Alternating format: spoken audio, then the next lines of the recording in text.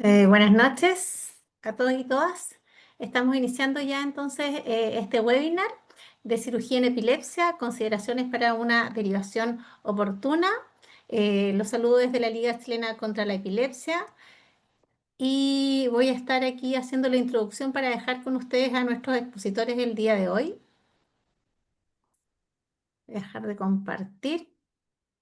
Bueno, les cuento que este webinar es una actividad que estamos organizando en la Liga Chilena contra la Epilepsia y el programa de epilepsia del Ministerio de Salud, patrocinado por la OPS y dirigido principalmente a neurólogos pediátricos, de adultos, neurocirujanos, médicos en formación de estas mismas especialidades, enfermeros, enfermeras, especialmente de programas de epilepsia, tecnólogos médicos o de electroencefalografía y otros profesionales del área de la salud interesados en conocer este interesante tema.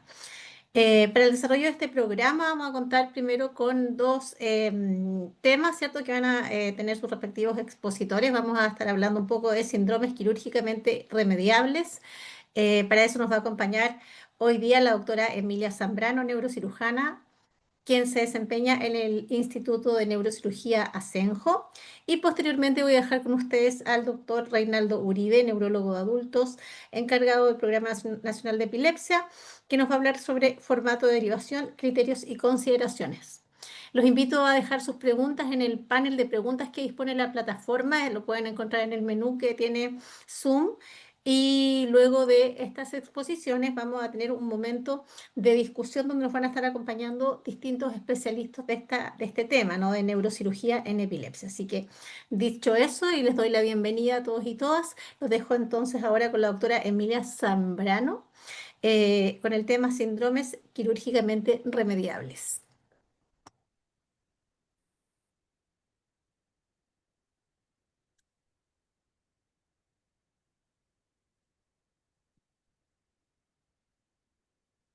Hola, buenas noches. ¿Se escucha bien? Sí, súper. Ya, súper. Ya.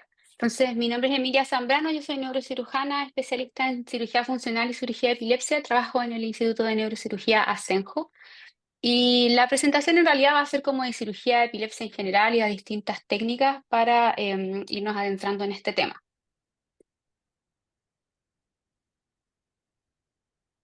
Entonces, primero que todo, la epilepsia, como definición, es un trastorno cerebral que se caracteriza por una predisposición continuada a la aparición de crisis epilépticas y por las consecuencias neurobiológicas, cognitivas, psicológicas y sociales de esta enfermedad. Y la definición de la epilepsia requiere la presencia de al menos una crisis. Esta es la definición más moderna. Y tenemos además la definición operativa, que es la práctica de la epilepsia, que decimos que es una enfermedad cerebral en la cual se requiere las siguientes circunstancias: tener al menos dos crisis no provocadas con más de 24 horas de separación, o una crisis no provocada o refleja y una probabilidad de presentar una nueva crisis durante los 10 años siguientes de similar riesgo general de recurrencia de al menos el 60% tras la aparición de dos crisis no provocadas, o tener el diagnóstico de un síndrome de epilepsia. De los pacientes que tienen el diagnóstico de epilepsia, un 60 o un 70% de ellos va a lograr un buen control con medicamentos, pero un 30 a un 40% presenta una resistencia que es resistente a los fármacos. Entonces aquí tenemos el primer concepto importante, que es el concepto de la epilepsia resistente a fármaco o epilepsia refractaria, que la vamos a definir como aquella en la cual se ha producido, el fracaso a dos ensayos de fármacos anticrisis epiléptica en monoterapia o en combinación que sean tolerados, apropiadamente elegidos para el tipo de crisis del paciente y que sean empleados de forma adecuada. Y que esto falla y se falla para en el fondo conseguir la ausencia mantenida de las crisis. Entonces, ¿por qué dos? Porque hay algunos estudios clásicos en el fondo que muestran que hay un alto porcentaje de pacientes que responden a la primera droga. Una vez indicada la segunda, este porcentaje aumenta, pero sin embargo, ya los pacientes que uno agrega un tercer o un cuarto fármaco, la probabilidad de que, si no funcionaron los dos primeros, de obtener libertad de crisis con seguir agregando fármaco es menor al 5%. Entonces, esto, ¿por qué es importante y por qué estudiamos la epilepsia refractaria en el fondo? Es porque la epilepsia refractaria se asocia con altas tasas de morbo y mortalidad al comparar a estos pacientes con la población general en edad y sexo, incluido además tener pacientes que tienen depresión y peor calidad de vida. Los pacientes que tienen epilepsia tienen una tasa de mortalidad entre 5 a 10 veces mayor que la población general, y esto habitualmente es secundario a accidentes que pueden presentar debido a sus crisis, el síndrome de SUDEP, que es la muerte súbita asociada a epilepsia, y a suicidio. Entonces, la cirugía de la epilepsia es la única técnica que es potencialmente curativa para los pacientes que presentan una epilepsia fármaco-resistente. Y la eficacia de la cirugía en general, incluida la cirugía resectiva y otras técnicas que vamos a revisar, está demostrada en varios estudios que son clase 1 y múltiples otros estudios de metaanálisis y estudios de largas series de casos. Entonces, en cuanto a los estudios clase 1 que tenemos para en el fondo, decir esta afirmación de que es la única técnica que es potencialmente curativa, tenemos 2 estudios randomizados que comparan el tratamiento quirúrgico versus el tratamiento médico en los adultos que tienen una epilepsia del lóbulo temporal. Un estudio randomizado que compara tratamiento quirúrgico con distintas técnicas versus el médico en tratamiento en pacientes pediátricos, y múltiples estudios que son clase 1 en otras técnicas de cirugía de epilepsia más conocida como neuromodulación, que vamos a revisar más adelante. Entonces, ¿cómo sabemos cuáles son los pacientes que son candidatos a la cirugía de la epilepsia? Entonces, la evaluación para la cirugía, o el paciente que es posible de ser evaluado para cirugía, es cualquier paciente que tiene una epilepsia refractaria, que presenta crisis epilépticas que son incapacitantes y que producen una significativa alteración en su calidad de vida. Entonces, todos los pacientes que tienen una epilepsia refractaria y que cumplen estas categorías son candidatos a ser evaluados para una posible cirugía de epilepsia. Entonces, cuando tenemos un paciente que tiene una epilepsia refractaria que es focal, que vamos a ahondar un poco más en el término, estos pacientes los tenemos que estudiar para ver si son candidatos a una cirugía resectiva potencialmente curativa, si es posible. Los pacientes que tienen una epilepsia refractaria que es focal o una epilepsia generalizada, que no son candidatos a una cirugía resectiva, en el fondo los que no llegan, los que no son candidatos al primer punto, podemos considerar y ser estudiados para procedimientos paliativos y procedimientos de neuromodulación. Hay pacientes que tienen una resonancia negativa y que pueden ser estudiados con estudios complementarios invasivos o no invasivos para ver si logramos identificar una zona epileptogénica y poder llevarlos a ser resectivos curativos. Determinas que ya con la peristatato Los pacientes que tienen múltiples lesiones o lesiones difusas en la resonancia, que habitualmente en lo clásico quedaban como fuera de tratamiento, no tienen en realidad una contraindicación, sino que pueden estudiarse para ver si dentro de estas lesiones podemos encontrar alguna que sea la zona epileptogénica, y si no, también ofrecer algún tratamiento paliativo.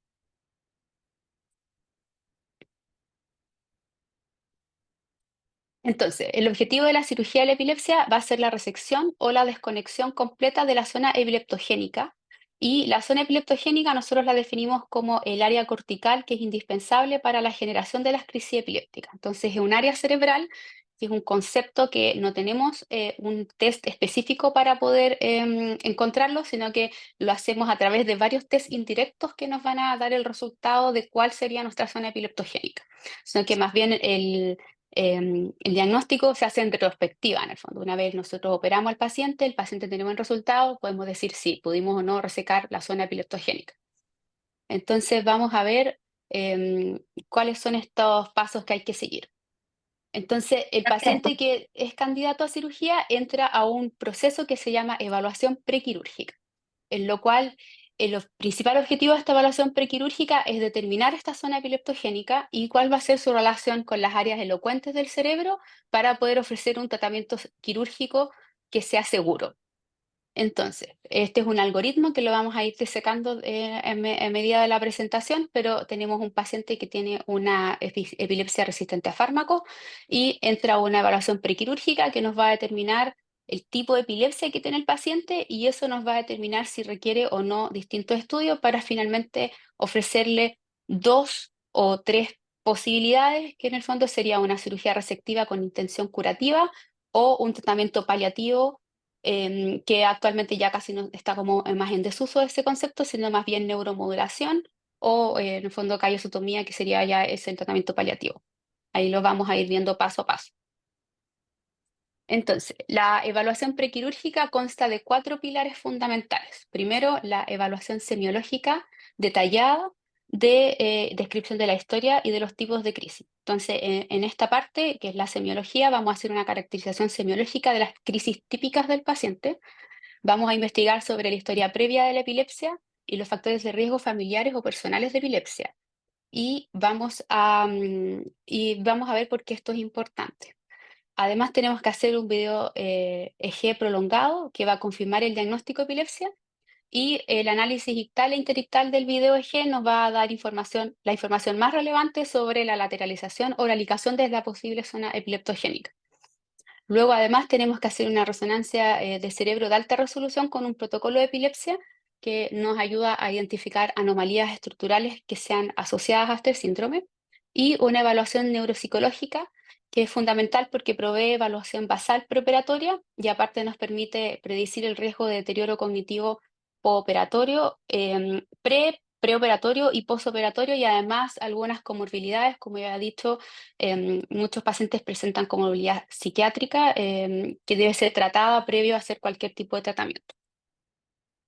Entonces, dentro de la fase 1, que son estos que yo les había mostrado, en cuanto a la semiología, súper importante la historia detallada por el paciente y o familiares que han sido testigos de las crisis epilépticas, porque obviamente muchos pacientes tienen compromiso de conciencia o tienen crisis generalizadas y ellos no recuerdan su tipo de crisis, entonces es fundamental que haya un testigo confiable o tener algún tipo de video que haya tomado alguien sobre las crisis del paciente.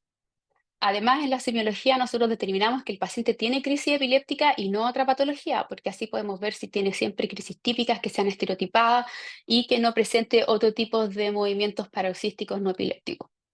Determinar el tipo de crisis y el tipo de crisis que tiene, en el fondo, dentro de la clasificación de las epilepsias, que no es el tema de la presentación, pero también lo determinamos con la semiología, y además si es que presenta más de un tipo semiológico o más de un tipo de crisis, también lo determinamos acá. Y además la clínica nos va a dar información importante, la primera información sobre la lateralización y localización de la zona de inicio de las crisis, porque como podemos ver acá, hay algunos signos y síntomas de las crisis que son súper sugerentes de ciertas áreas corticales. Entonces, por ejemplo, si el paciente tiene síntomas somatosensoriales, nos da origen como parietal, si hay elementos visuales cerca del área visual occipital, si tenemos algunos síntomas clásicos como de la epilepsia del lóbulo temporal, algo como, por ejemplo, algunos tipos de aura que sean característicos, o algunos síntomas que son lateralizantes, por ejemplo, si el paciente presenta paresias o presenta distonías de algún miembro de la extremidad, eso también nos va a dar signos lateralizantes, y en esto tenemos algunos signos clásicos que son ipsilaterales a la posibilidad donde esté el foco o contralaterales. Entonces, esta primera parte es lo que es como el puntapié inicial para todo el resto que vamos a hacer después. Luego de esto pasamos al video monitoreo prolongado. Entonces, y aquí es fundamental, lo que vamos a lograr es encontrar una correlación del video EEG con la semiología de las crisis típicas del paciente. Y logramos obtener una descripción detallada de la semiología ictal y de las descargas epileptogénicas en el electro, cuando logramos captar crisis, y en el electro interictal vamos a ver descargas epileptiformes que se pueden correlacionar también con la lateralización y la localización de la epilepsia. En cuanto a la resonancia de cerebro con protocolo de epilepsia, la resonancia estructural es la principal técnica de neuroimagen que nosotros utilizamos para identificar lesiones que pudieran ser epileptogénicas, y permite delinear la extensión de la lesión, y además nosotros como cirujanos poder ver la relación con las áreas elocuentes para desde ya estar planificando una posible cirugía. Y es muy importante porque, como vamos a ver más adelante, poder identificar una lesión y trabajar en base a ello nos va a llevar a la mayor probabilidad de libertad de crisis después de una cirugía. Y de todos los pacientes que observamos, lamentablemente entre un 15 y un 30% tienen una resonancia negativa para epilepsia. Existen varios estudios que proponen cuáles son las secuencias que hay que realizar, las secuencias básicas de una resonancia con protocolo de epilepsia, pero hay un consenso de la ILAE de hacer una resonancia con un protocolo Harness, que en el fondo lo que sugiere es hacer resonancias volumétricas con corte fino en secuencias T1 y en secuencias T2, para poder después tener una imagen tridimensional y poder hacer distintos estudios de fusión agregados. ¿Ya? Y este es más o menos los key points que debe tener la resonancia del protocolo Harness. Luego de eso vamos a la evaluación neuropsicológica. Entonces, esta evaluación es mandatoria en todos los pacientes que van al protocolo y evaluación prequirúrgica para evaluar el riesgo funcional de la cirugía y para ver si tiene disfunciones previas. Y esta disfunción puede ocurrir en áreas remotas a la zona epileptogénica, por ejemplo, en los pacientes que tienen una disfunción temporal lateral en contexto de una foco medial, y además vemos alteraciones como consecuencia de las mismas crisis o cambios asociados por el fármaco anticrisis o comorbilidades neuropsiquiátricas que son muy frecuentes. Entonces es fundamental que lo sepamos antes. Entonces, hicimos todo el estudio fase 1, como les había dicho, la evaluación, la resonancia, el video eje ictal interictal, la evaluación neuropsicológica, y todo esto se evalúa en una reunión multidisciplinaria, donde están los neurólogos, neurocirujanos, el equipo de neurofisiología, están los neuroradiólogos y todo el equipo de neuropsicología nos acompaña. Esto nos permite determinar si el paciente tiene una epilepsia focal, una epilepsia multifocal o una epilepsia generalizada. Según las características del paciente, vamos a necesitar en algunos casos algunos estudios complementarios o podríamos ofrecerle de forma inmediata algún tipo de tratamiento. Entonces, si en los estudios de fase 1 se obtiene información que es congruente, por ejemplo, sobre la localización de esta zona epileptogénica y además tenemos suficiente información sobre el posible riesgo postoperatorio, el paciente podría ir directo a cirugía. Esto es en la mayoría de los casos en realidad. Y si hay información ambigua, podemos hacer estudios no invasivos adicionales, que son estudios un poco más sofisticados que los vamos a nombrar. Entonces, como dice acá en el algoritmo, el paciente que tiene una epilepsia focal, que es concordante, bajo riesgo postoperatorio, podemos ofrecerle inmediatamente una cirugía resectiva con intención curativa. Y si tenemos alguna cosa discordante, podemos el paciente ofrecerle primero estudios más sofisticados que los vamos a revisar. Si el paciente no logramos encontrar una zona focal y la verdad es una epilepsia multifocal generalizada, podría pasar directamente a ser tratado con neuromodulación, que también lo vamos a ver.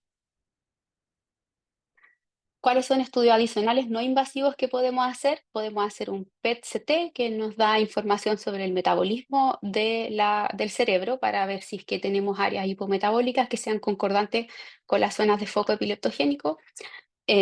Otros estudios como el electro de alta densidad y Electrical Source Imaging, que en el fondo fusiona la actividad interictal con la resonancia del paciente.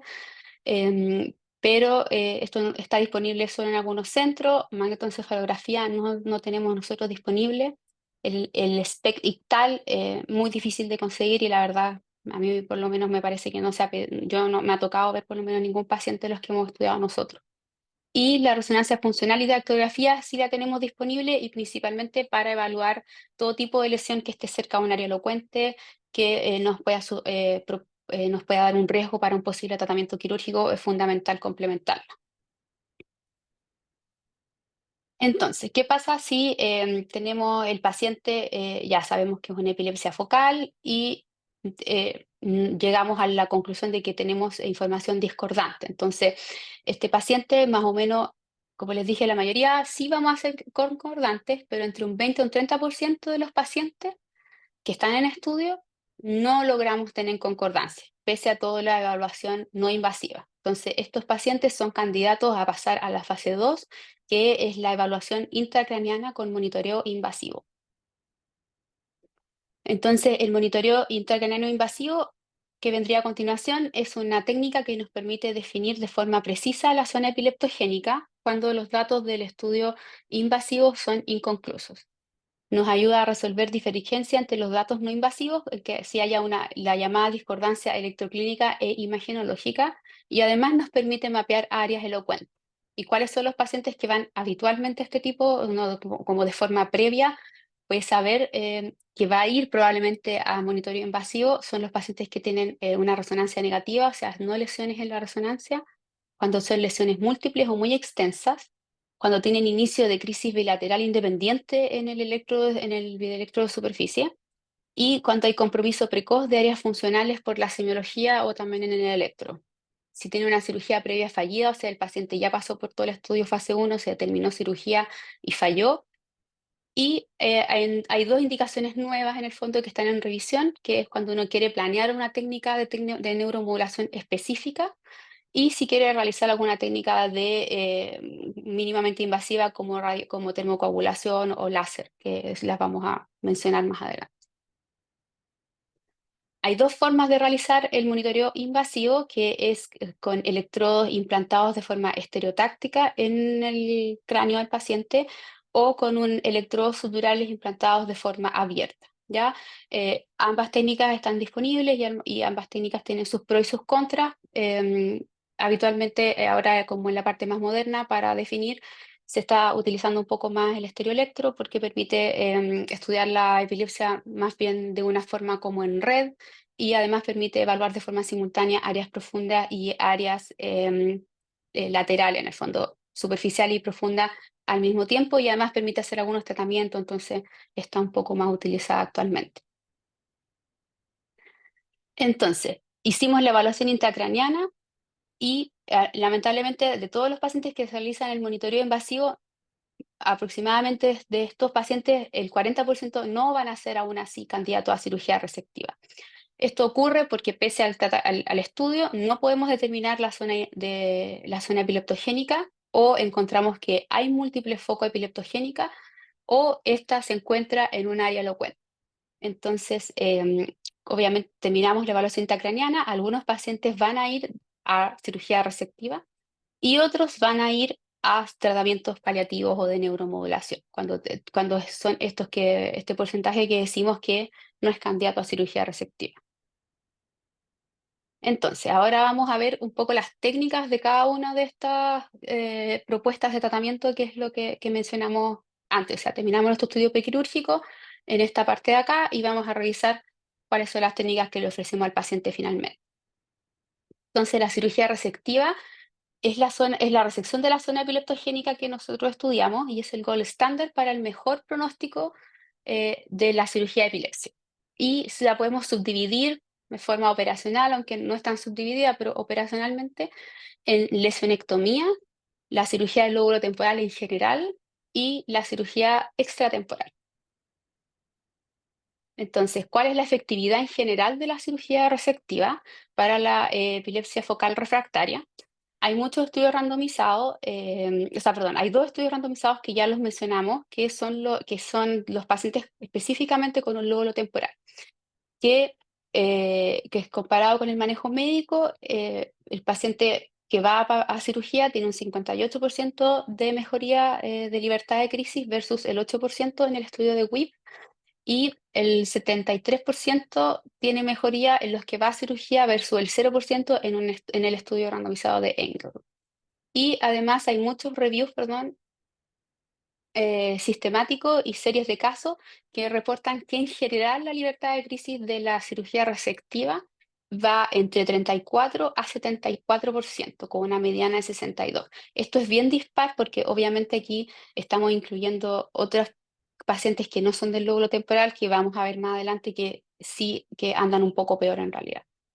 El pronóstico es similar entre adultos y niños, y los pacientes que tienen esclerosis hipocampal y tumores benignos se asocian siempre a mejor pronóstico. Entonces, estas dos patologías siempre aparecen, que son las que andan bastante mejor. Pero como conclusión de este metaanálisis, podemos decir que la cirugía puede resultar en general hasta un 70% de libertad de crisis en los pacientes que son seleccionados. Entonces, la epilepsia lesional la vamos a definir como la que presenta una anomalía en la imagen por resonancia, la cual es concordante y es responsable de las crisis epileptogénicas. esta se asocia en mejor outcome que la epilepsia no lesional. Y tenemos varios metaanálisis, como les mostré antes uno, pero hay más donde dice que hay entre 2.000, aproximadamente 3.000 pacientes que los pacientes con cirugía lesional tienen 2,5 veces más probabilidad de quedar libre de crisis que los que tienen epilepsia no lesional. Y dentro de las lesiones, las más frecuentes son la esclerosis del hipocampo, las malformaciones del desarrollo cortical, los cavernomas y los tumores de bajo grado. Entonces, en los pacientes que van a lesionectomía con el diagnóstico de cavernoma, tenemos que los cavernomas son la lesión vascular más frecuente que está encontrada en los pacientes que tienen epilepsia focal, dentro de las lesiones vasculares. Hay varias series de casos, una de ellas que tiene 168 pacientes con cavernomas con epilepsia secundaria, en los cuales los pacientes que se operaron obtuvieron más de 2/3 de ellos libertad de crisis. Y los predictores de éxito fueron que el cavernoma estuviera en el lóbulo temporal, las lesiones pequeñas de 1,5 centímetros y que no tuviera crisis secundariamente generalizada. Es interesante este tema porque los cavernomas en sí no contienen tejido neuronal, son un tumor del tipo vascular, por tanto en sí no es epileptogénico, por lo cual la cirugía tiene que incluir el área cerebral que lo rodea y no hay consenso actual de cuánto es el volumen que hay que resecar alrededor del cavernoma, pero cuando hay un área de hemosiderina alrededor, se debería al menos resecar esa área o áreas glióticas que se vean en la resonancia. Como no tenemos como les decía, no hay una zona, no hay un consenso de cuánto volumen resecar alrededor, habitualmente la hacemos guiada por monitoreo intracraniano operatorio, en el fondo con electrocorticografía para evaluar la extensión, para ver si logramos obtener mejoría en el interictal cuando se hace guiada por ECO. En cuanto a los tumores de bajo grado, existe el concepto actual de estos tumores llamarlos LEAD, que son los Low Grade Epilepsy Associated Tumors. Son tumores de bajo grado que se asocian a crisis epileptogénica y los más frecuentes son los gangliomas y el tumor disemproplástico neuroepitelial conocido como DINET. Estos son los tumores más frecuentes que están asociados a la epilepsia. Están clasificados por la nueva clasificación de la WHO como tumores grado 1. Hay un estudio multicéntrico que se hizo en el año 2007 con 300 pacientes que tienen tumor de bajo grado con epilepsia refractaria y de ellos el 88% logra libertad de crisis con cirugía. En cuanto a los mismos tumores de bajo grado, en los pacientes en los que se logra la resección subtotal del tumor, más o menos el 50% logra libertad de crisis, versus el 79%, este 80% viene de los que hizo resección completa. Por tanto, ese es uno de los marcadores pronósticos más importantes. O sea, hay que lograr resecar el tumor de forma completa.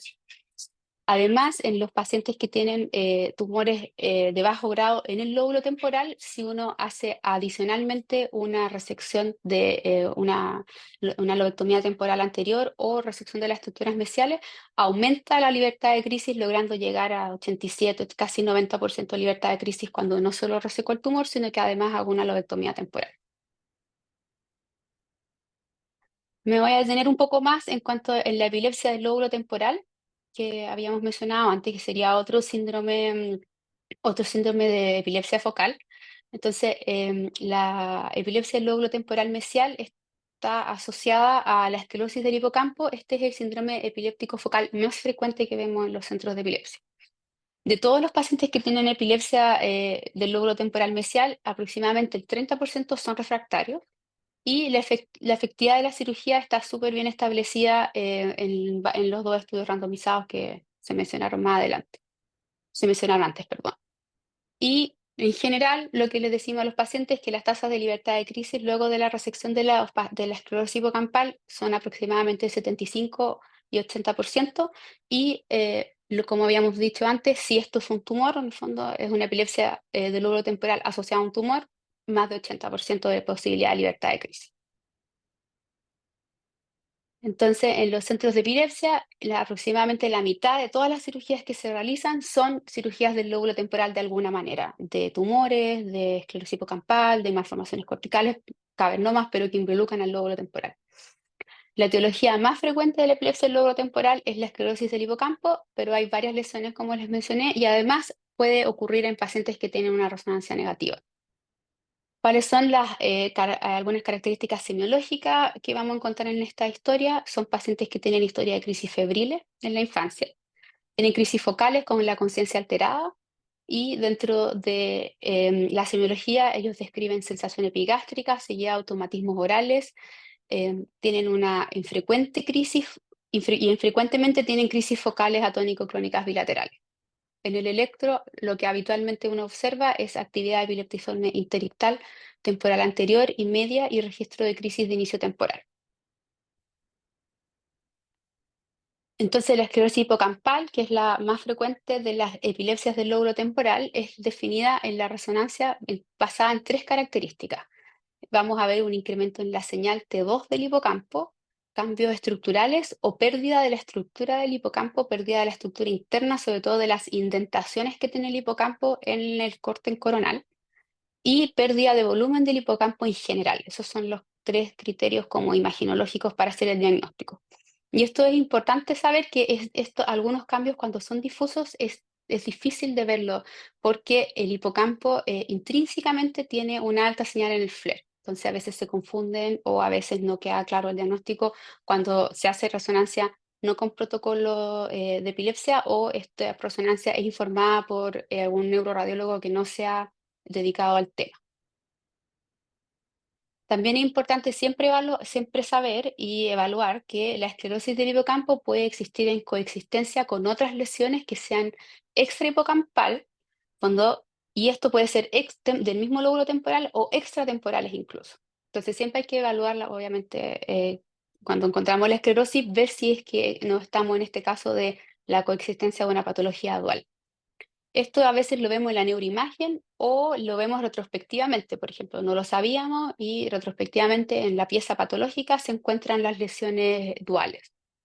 Y lo más frecuente es que sean displasias corticales focales, tumores de bajo grado, secuelas postraumáticas, lesiones vasculares como infarto o lesiones vasculares como cavernoma.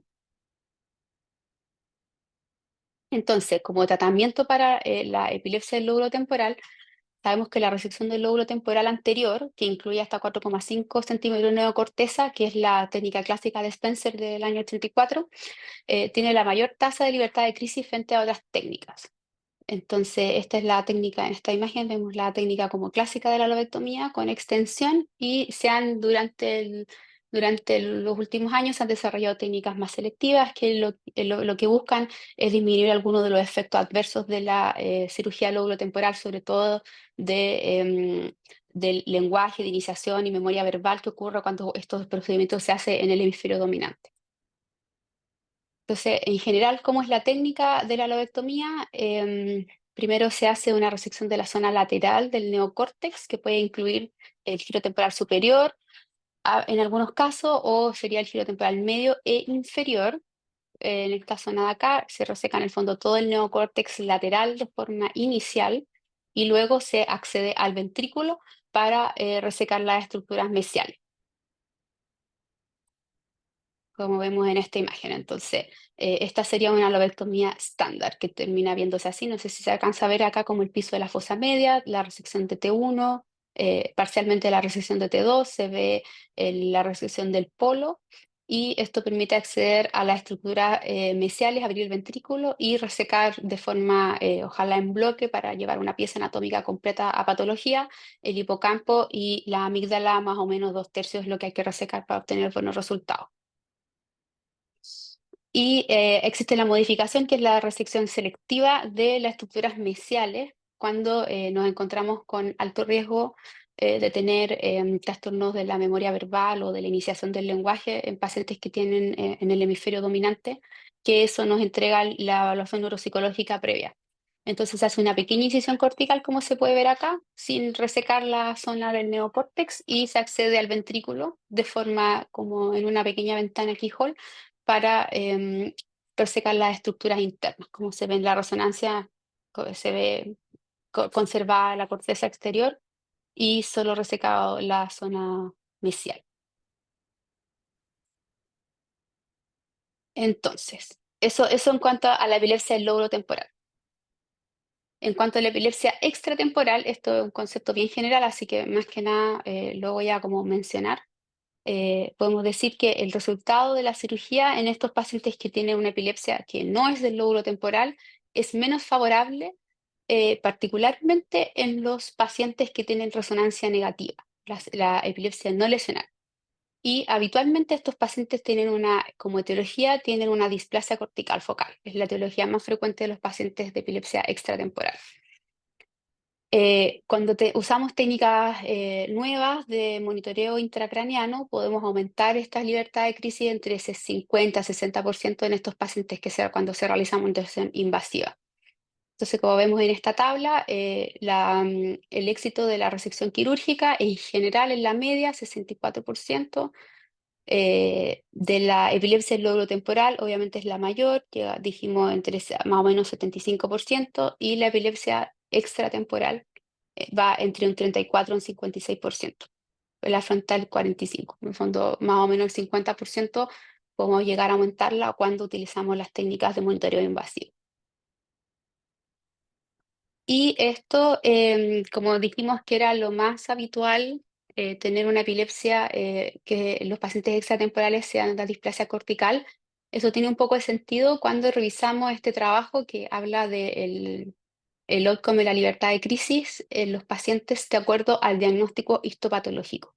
Entonces, por ejemplo, vemos esta tabla y vemos que los pronósticos van desde la derecha a la izquierda van disminuyendo la probabilidad de tener libertad de crisis. Entonces, por ejemplo, los que tienen mayor libertad, que son los que se encuentran en esta columna, son los tumores LEAD, los que habíamos dicho antes. Después vendrían las malformaciones vasculares, que serían principalmente los cavernomas, aunque las malformaciones arteriovenosas también pueden ocurrir, pero lo clásico es el cavernoma. Y después ya vendría la esclerosis hipocampal. Todos estos pacientes alcanzan más o menos 60-70% de probabilidad de crisis, hasta 80% incluso los tumores. Y después ya vienen los resultados un poco más malos, como vemos acá en el otro lado de la tabla, en el lado izquierdo, los pacientes que tienen displasia cortical, sobre todo la displasia cortical tipo 1, que es una displasia difusa, tienen más o menos 50, podrían llegar a tener 50% de libertad de crisis. Otro tipo, y los no lesionales, cuando en fondo que uno en la biopsia no encuentra nada o encuentra una glosis, lo mismo, más o menos, esa es la libertad. Entonces, este estudio se hizo con con 9.000 pacientes y el diagnóstico de tumor de bajo grado, como mencioné, y la malformación vascular, esclerosis hipocampal, tiene la mayor probabilidad de tener libertad de crisis, y los peores pronósticos fueron los pacientes que tuvieron displasia cortical focal tipo 1 y malformación en el desarrollo cortical en general.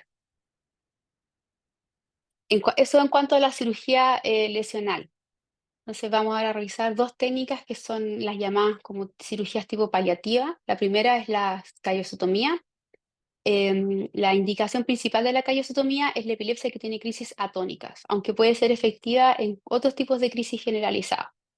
Hay un metaanálisis de 1.700 pacientes que estudia más o menos 58 estudios previos que muestra que la tasa de libertad de crisis con la callosotomía es de un 18%, de libertad de crisis en general, así de todas, pero de las crisis atónicas, 53% de ellos quedan libres de su crisis atónica.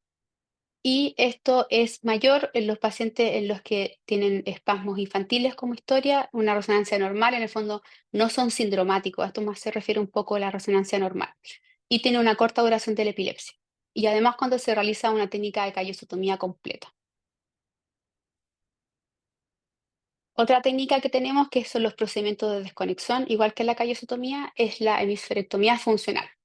Entonces, la hemisferectomía es considerada una opción terapéutica en el tratamiento principalmente en niños, puede ser adulto, pero lo más habitual es en los niños que tienen una epilepsia refractaria catastrófica, que presentan además un daño importante en un hemisferio cerebral. Estos pacientes que son seleccionados habitualmente presentan ya de forma previa, debido al daño, una hemiparesia, y su hemisferio alterado habitualmente es el no dominante, por lo que no se les incrementa mucho el déficit neurológico postoperatorio.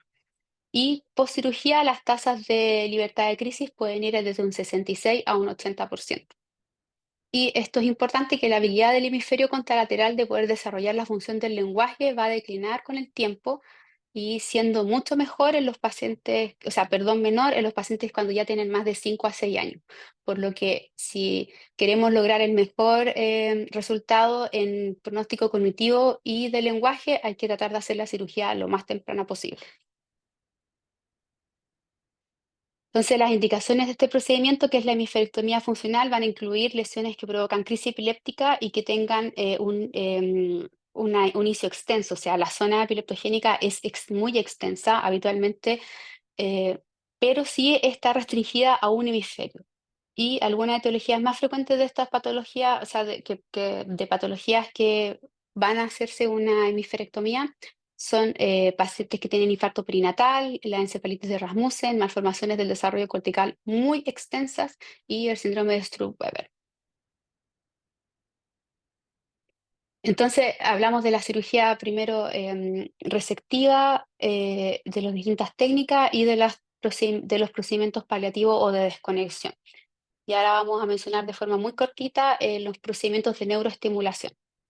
Entonces, la neuroestimulación es la aplicación de un estímulo eléctrico, que es de un estímulo, perdón, que puede ser eléctrico o magnético sobre una región específica del sistema nervioso con el fin de lograr un objetivo terapéutico, así como definición.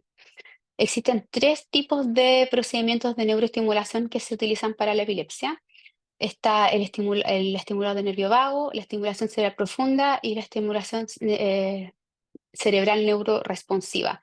Que este procedimiento solo existe en Estados Unidos, entonces no lo voy a mencionar porque ni siquiera está disponible en Europa o en otros países, solo existe en Estados Unidos. Estos pacientes, los pacientes que van a este tipo de tratamiento son los que no son candidatos a cirugía resectiva, ya que pese a todos los estudios fase 1 y fase 2 que hicimos, no se pudo localizar la zona epileptogénica, o pacientes que presentan múltiples crisis, múltiples zonas de inicio de crisis, presentan también crisis generalizada. Los pacientes que tienen epilepsia generalizada también pueden optar a este tipo de tratamiento.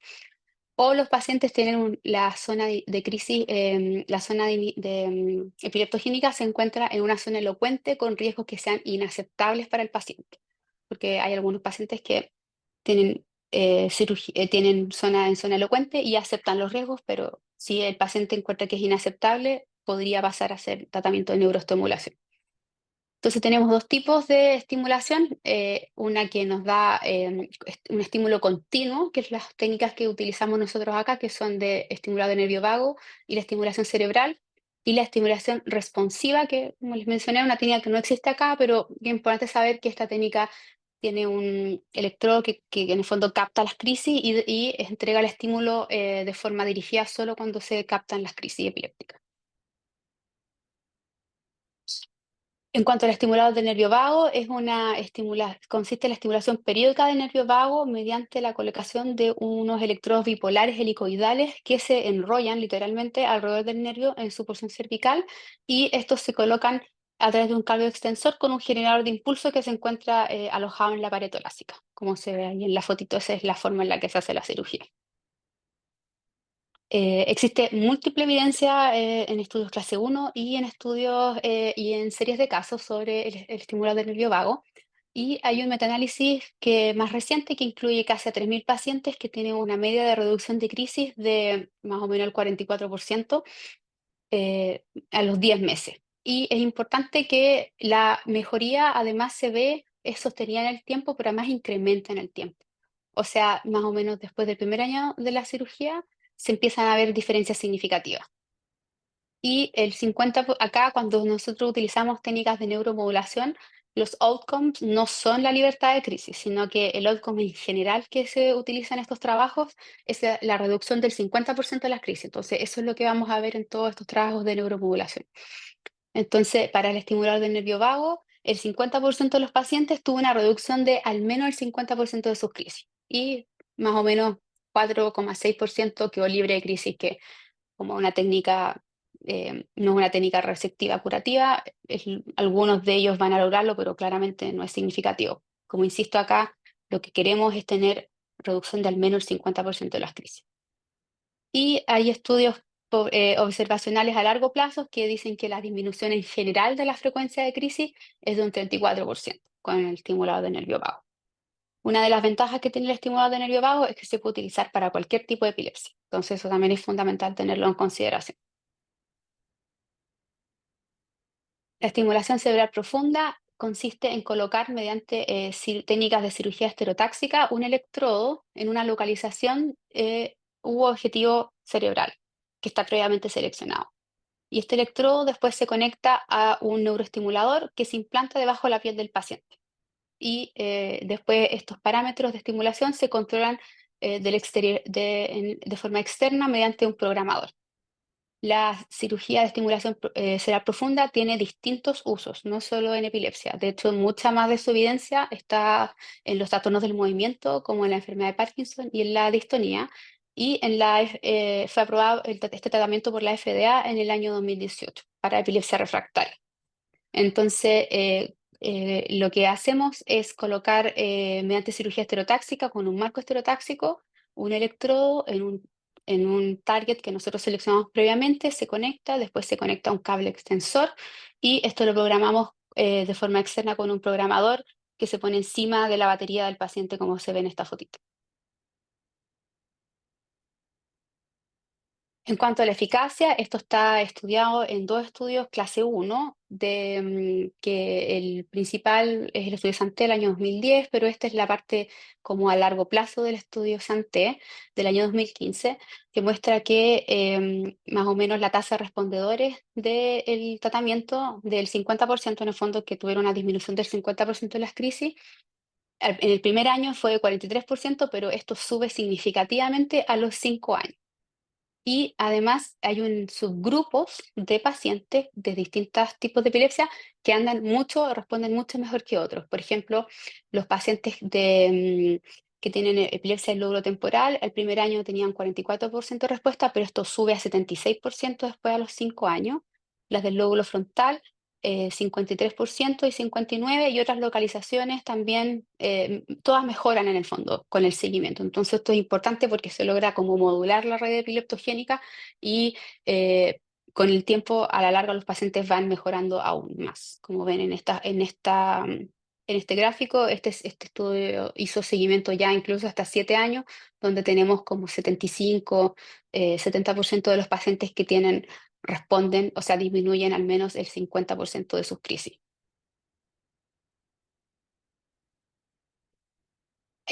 Podemos hacer algunos predictores de cuáles son los pacientes que van a responder a este tipo de patología. Entonces, este fue un estudio en paciente pediátrico, esto es una gran ventana terapéutica para ciertos síndromes epilépticos pediátricos. Entonces, lo que concluye es que más o menos el 67% de todos los pacientes logran una tasa de respuesta de al menos el 50% de reducción de sus crisis basales. Y el 42% experimenta reducción de al menos el 75% de sus crisis basales, lo cual todo esto contribuye a mejorar siempre la calidad de vida y todo esto del paciente.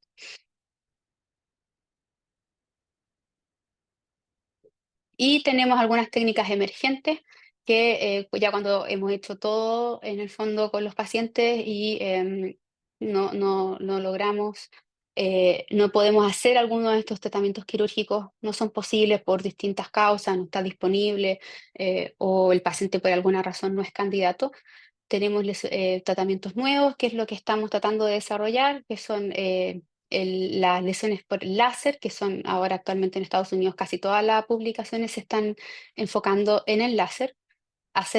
Podemos hacer una termocoagulación por radiofrecuencia, solo para mencionarlo, que puede ser guiada por los electrodos de estereotaxia. Algunos pacientes van a ser candidatos a hacer radiocirugía y lo que está en desarrollo más actual es hacer lesiones con ultrasonido, que aquí ni siquiera tenemos que hacer un tipo de incisión. Se hacen unas lesiones con una máquina externa al paciente, o sea, ni siquiera tenemos que hacer una cirugía. Entonces, como conclusión, podemos decir que pese al desarrollo de los múltiples fármacos anticrisis que han aparecido en los últimos años con distintos mecanismos de acción, las tasas de los pacientes que son refractarios no han mejorado y persisten aproximadamente entre 30 y 40%. La probabilidad de las crisis declina, la probabilidad de que el paciente sea libre de crisis declina rápidamente después de 3 o más fármacos. O sea, Si no respondieron a los primeros regímenes, la probabilidad de que responda a seguir agregándolo es bajísima. La epilepsia refractaria puede causar daño neurológico irreversible, además de trastornos psicológicos, sociales y discapacidad. Y además aumenta la mortalidad en comparación a la población general. Y la terapia quirúrgica, independientemente de la que sea, como todas las que revisamos, mejora la frecuencia de crisis con un porcentaje importante, incluso llegando a la libertad completa. Pero incluso en los que no logramos libertad completa, tienen mejoría en su calidad de vida y disminución de la mortalidad. Por tanto, la derivación oportuna para que podamos utilizar cualquiera de estas técnicas es fundamental para mejorar los resultados. Muchas gracias. Estas son unas fotitos de nuestro equipo en el Instituto de Neurocirugía.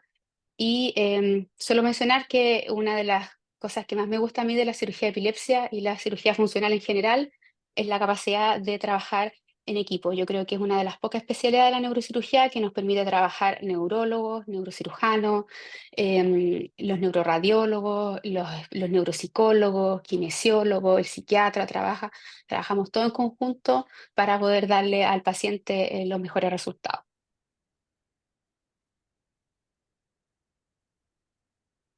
Gracias, doctora. Vamos a continuar con nuestro programa entonces. Yo les puse ahí en el chat que vayan dejando sus preguntas en el panel, en la herramienta de preguntas que tiene la plataforma. Y para continuar los vamos a invitar a hacer un juego en línea que se llama Kahoot, que lo tenemos preparado y va en este tema. Así que la invitación es a que escaneen ese código QR con sus celulares y puedan entrar con su nombre a esta partida de juego que tiene 6 preguntas, si no me equivoco. Algunas son con encuesta, otras son de alternativa y la idea es como tener un sondeo en esta etapa para continuar con el próximo tema.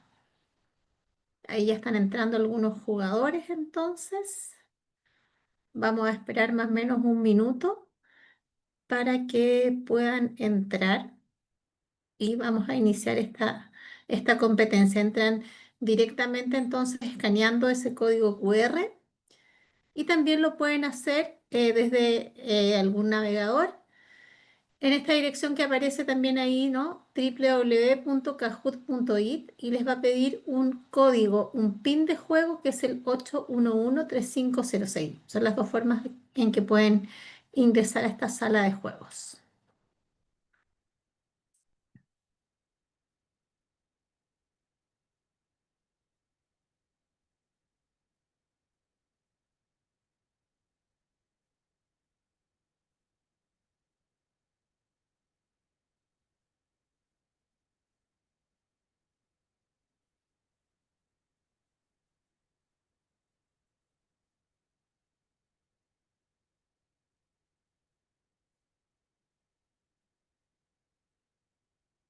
Bien, vamos a partir ahí con los que alcanzaron a conectarse para que no retrasemos tampoco los tiempos del programa de hoy día y podamos también tener espacio para la discusión porque tenemos hartos panelistas ahí muy destacados que van a estar compartiendo sus conocimientos y su experiencia con ustedes. Vamos a partir.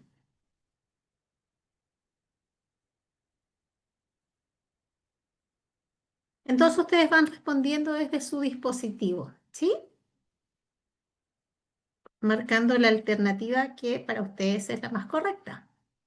Vamos a partir con una encuesta y dice así. En su opinión, ¿cuáles son las principales barreras en el acceso a cirugía de la epilepsia? Diagnóstico tardío o incorrecto, exageración de los riesgos de la cirugía, desconocimiento y temor de pacientes o profesionales o desconocimiento de la red de derivación. Esto es con tiempo, así que hay que responder lo más rápido posible.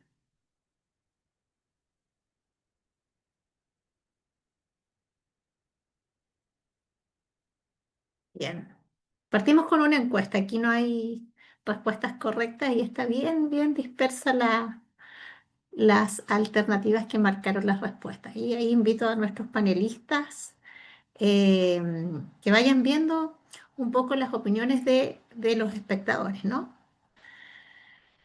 Y tenemos una quiz. ¿Cuál es la cirugía de epilepsia más frecuente? En rojo dice estimulación del nervio vago, en azul resección de lesiones extratemporales, en amarillo hemisferectomía funcional y en verde lobectomía temporal mesial.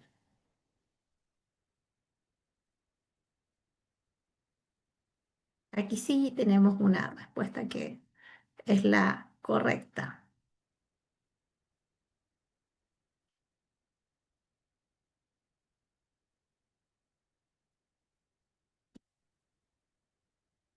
Respondieron correctamente casi todos. Es la alternativa lobectomía temporal mesial, ¿cierto? Y tenemos ahí a Pavleque en el primer lugar, de Manuel Campos. Ya, sigamos. Quiz. ¿Qué examen se utiliza para localizar el foco epiléptico? En rojo, tomografía de emisión de positrones, PET. En azul, resonancia magnética funcional. En amarillo, resonancia magnética con protocolo de epilepsia. Y en verde, electroencefalograma.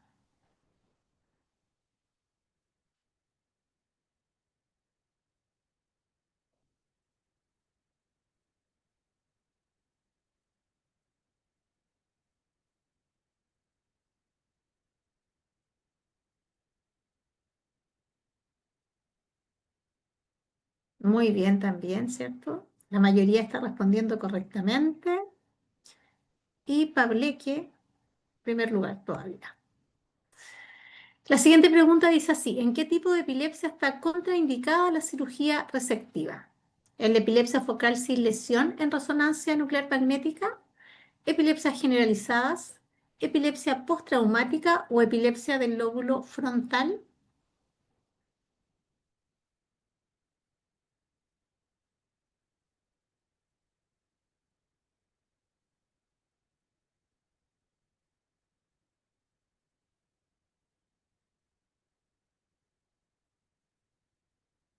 En epilepsias generalizadas, correcto. Y tenemos ahí el podio, no se ha movido mucho. Pavleque en el primer lugar, Pablo y Manuel Campos ahí, los tres primeros lugares. Pregunta número 5. ¿Qué examen se utiliza para mapear áreas funcionales del cerebro? Resonancia magnética de 3 Tesla, resonancia magnética funcional, video monitoreo electroencefalográfico o tomografía de emisión de positrones. Bien específicas estas preguntas.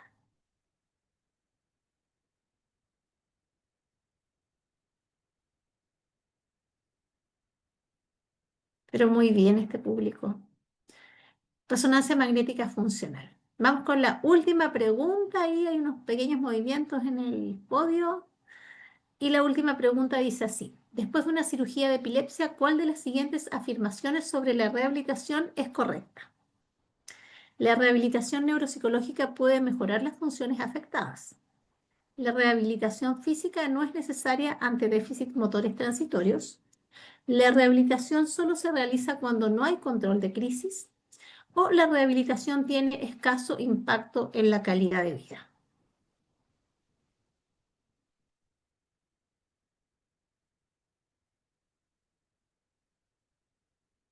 Muy bien, ¿cierto? La alternativa correcta era la primera, la roja.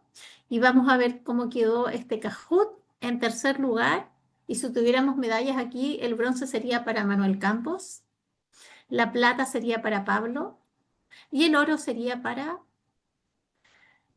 Pableque. Ahí nos pueden comentar desde dónde se conectan. ¿Sí? Vamos a dejar de compartir.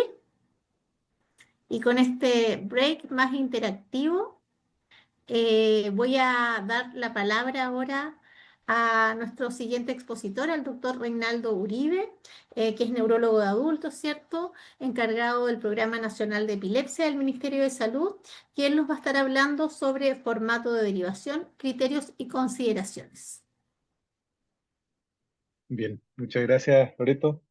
Agradecer la oportunidad a la Liga Chilena contra la Epilepsia de hacer este webinar y también a la aceptación, ¿no es cierto?, de todo el panel de especialistas y agradecer en especial también a la doctora Zambrano por la excelente presentación. Creo que la oportunidad que tuvimos de escucharla fue única, en verdad. La cantidad de procedimientos que existen para cirugía de epilepsia y cómo los abordó sin duda transforman esto en una presentación excepcional y que obviamente va a quedar grabada en la página de la liga. Mi objetivo es solo presentar 5 o 10 minutos, mostrar un poco el esquema de derivación que existe actualmente en Chile y cómo planeamos, ojalá, tratar de mejorarlo en el futuro. Para eso voy a hablar sobre 4 puntos. Primero vamos a ver lo que se solicitó al GES. Como saben, recientemente en la cuenta pública del presidente se refirió a este tema sobre epilepsia refractaria y las mejoras que se están realizando, en especial en la cobertura de la canasta GES. Esto ojalá llevarlo no solo a los fármacos, sino que también a los procedimientos quirúrgicos de esta patología. Después referirnos un poco a lo que es la orientación técnica nacional. Un grupo bastante grande de expertos en Chile está diseñando actualmente cuáles serían las orientaciones para poder realizar esta cirugía de epilepsia en el país. Después conversar un poco los centros de derivación y qué coberturas existen actualmente, en especial a través de algunas canastas que están basados en lo que realiza FONASA. Sobre la solicitud GES, para que todos sepan cómo el Ministerio de Salud funciona, tiene algunas subáreas. Una de ellas es enfermedades no transmisibles, donde está la epilepsia, dentro de otras, por ejemplo, diabetes, hipertensión, etcétera. Y cada año que se tiene que hacer renovación de las canastas GES, nos solicitan al grupo asesor, que en realidad está conformado de varios neurólogos, neurocirujanos, enfermeras, un equipo multidisciplinario que abarca casi todo el país. Y el objetivo que tiene es presentar nuevas canastas, ampliando las coberturas que existen actualmente. Las solicitudes que se hicieron para el nuevo GES que vendría ahora para 2025 es que se incluya el término de epilepsia refractaria dentro de esto, dentro de lo que es el GES de epilepsia, ya sea el número 22 para niños y el número 60 para adultos, y de dejar de diferenciarlas entre epilepsias no refractarias y refractarias, o sea, que sea finalmente un GES único. Estas canastas también serían sin diferenciación entre lo que es primer y segundo año. Hay algunas diferencias en la entrega de los medicamentos en especial que tratarían de ser iguales. Y esta igualdad iría también en la entrega de medicamentos, que sería abierta no solo en la atención primaria, sino que también en la atención secundaria y terciaria, cosa de tener un flujo común en especial de la entrega de las atenciones. La disponibilidad también se solicitó para obtener nuevos medicamentos, medicamentos que utiliza gran parte de la población actualmente que tiene epilepsia y que no han logrado tener una buena cobertura. Y también la creación de futuras canastas para lo que son en especial dieta cetogénica y los procedimientos quirúrgicos que nos conversaron recién. Esto es uno de los ejemplos, son los fármacos anticrisis epilépticas. En verde ustedes pueden verlos actualmente disponibles en el GES y cuáles fueron postulados con sus distintas formulaciones, tanto sea para los niños como también para los adultos. También algunos medicamentos que son de nicho, por ejemplo, para los síndromes de espasmos epilépticos se postuló la prednisolona. Hace poco tuvimos una videoconferencia en el Ministerio de Salud y quedó aceptada para un fondo estratégico que es de la OPS y se empezaría a recibir desde este segundo semestre. Con respecto al tema de la cirugía de epilepsia y su cobertura futura, ojalá a través de canastas incluidas en los distintos hospitales, el primer diseño es sobre obtener una orientación técnica y a nivel nacional. Y esto avalado, ¿no es cierto?, por la presentación que nos hicieron recién, conociendo toda la cantidad de procedimientos actualmente disponibles en el mundo. La idea es obtenerlos acá en Chile, la gran mayoría de ellos. Probablemente algunos van a quedar un poco fuera, en especial algunos que son de alta tecnología y alto costo. Por ejemplo, esto que mencionaba la doctora Zambrano sobre el láser, la ablación láser, por ahora está un poco lejano, pero esperemos que en el futuro a ver si podemos obtenerlo. Y también algunos tipos de estimuladores responsivos que nos mostró. ¿De qué depende un poco el llegar que llegue un paciente a un acto quirúrgico o un procedimiento? Haciendo un poco un resumen de lo que conversó recién la doctora, va a depender de las crisis y su refractariedad, ¿no es cierto? La respuesta a fármacos. Lo más clásico que siempre se ha dicho es que exista una epilepsia refractaria, en especial a 2 regímenes de fármacos anticrisis, pero eso ha ido cambiando con los años. En algunos modelos, incluso en algunos tipos de pacientes, podría ser incluso al primer fármaco utilizado o incluso en algunos casos, ¿por qué no decirlo?, aquellos pacientes que simplemente tienen el diagnóstico. Eso va a depender mucho de la población en la cual estamos abarcando. Sin duda, los pacientes pediátricos tienen una urgencia mucho mayor que las de los pacientes adultos. Todos los fenómenos o todo el proceso de neurodesarrollo es importante abarcarlo también en el infante. Entonces, por lo tanto, ellos se benefician no solo del término de sus crisis, sino también de que les permite tener un crecimiento mucho mejor, ¿ah? De lo que es en la cognición a futuro. También va a depender de la causa de la epilepsia y nos mostró la doctora muy bien, ¿no es cierto?, los distintos tipos de histologías y su repercusión en la libertad de crisis, en especial aquellos que son los tumores asociados a epilepsia, algunas malformaciones del desarrollo cortical y la esclerosis hipocampal van a ser de muy buen resorte, ¿no es cierto?, neuroquirúrgico, y también de dónde se encuentran estas lesiones cerebrales si están muy cercanas a áreas elocuentes. En especial las que estén lejanas al lenguaje o motor pueden ser potencialmente abarcables rápidamente. Por eso, tal vez si uno tiene la duda de qué pacientes van a ser llevados a un acto quirúrgico, en las listas de espera, si uno lo piensa, probablemente estos determinantes entre la edad, la causa y la elocuencia van a ser los más importantes para poder ir rápidos a un pabellón o no. Afortunadamente, y una cosa que me tiene muy contento en los últimos 10 años, la experiencia en cirugía de epilepsia en nuestro país ha crecido muchísimo. Por lo tanto, ya contamos con centros de alta resolución, ya sea en regiones y también en la región metropolitana. Y obviamente el que llegue un paciente a esta cirugía va a depender mucho de la realidad local en las listas de espera que tengamos actualmente en curso. ¿Cuál es el objetivo de esta orientación técnica nacional para la cirugía de epilepsia? Es que se engrane, ¿no es cierto?, a todo el programa nacional de epilepsia, donde está conformado por una serie de manuscritos o protocolos para poder realizar a los distintos pacientes. Aquí nosotros hemos ido avanzando como grupo asesor del Ministerio de Salud también en poder obtener, ¿no es cierto?, buena literatura y aconsejar a los equipos de salud de que cómo deberían ser realizados los distintos procedimientos o tratamientos en pacientes con epilepsia, o poder ofrecer distintos exámenes en especial también para poder llegar a un mejor diagnóstico y a una mejor resolución terapéutica. Y dentro de ello ingresa esta cirugía de epilepsia, este manual de cirugía de epilepsia. Esta reunión la tuvimos en abril. Puedo contarles con mucha alegría que asistió gran parte de los especialistas que se dedican a esta área, de los centros más grandes, ya sea de la salud pública como también de la salud privada. Estuvo conformado en equipos, y ustedes ven varios, seguramente muchos de ellos son tratantes de algunos de los pacientes que estén ahora en la tribuna, ¿ah? O son médicos que reciben sus derivaciones para pacientes con epilepsia refractaria. Estos son los equipos que se conformaron, fueron 6, y avanzaron en preguntas sobre cómo se realiza el estudio prequirúrgico de los pacientes con epilepsia refractaria, también los procedimientos quirúrgicos actualmente disponibles y cuáles podríamos crecer a futuro en Chile, también los cuidados, cuáles son los cuidados tanto pre o postoperatorios y cómo se hace el seguimiento de los pacientes, y también, por qué no decirlo, también en los aspectos éticos o logísticos, como de cómo mejorar en el largo plazo para poder realizar estos procedimientos. ¿Cuáles son los centros de derivación actualmente disponibles en el país? Esto es una red que obviamente va a ir cambiando con los años.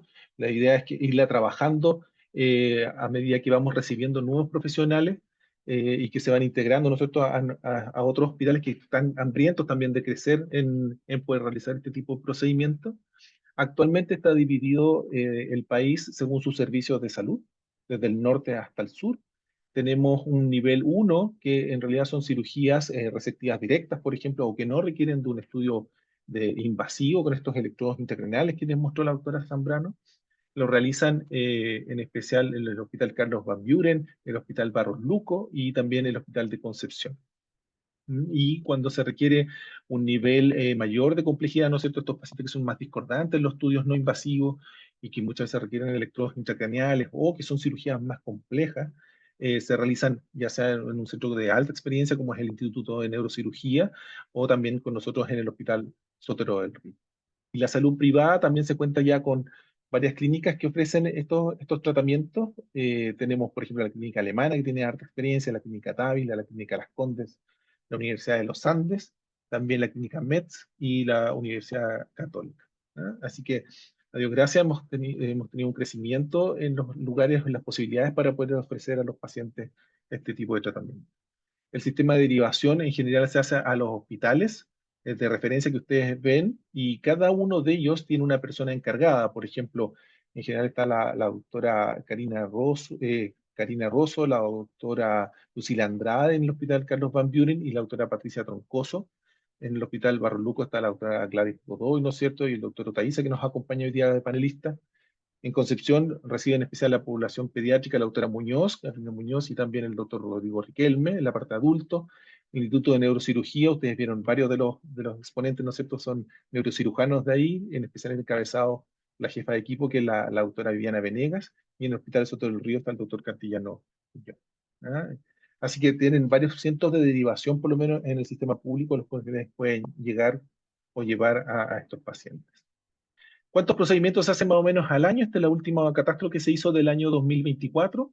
En realidad llegamos a una sorprendente cifra de casi 100, o sea, 100 pabellones realizados, ¿no es cierto? Y esto abarca más o menos 83 pacientes. ¿Ah?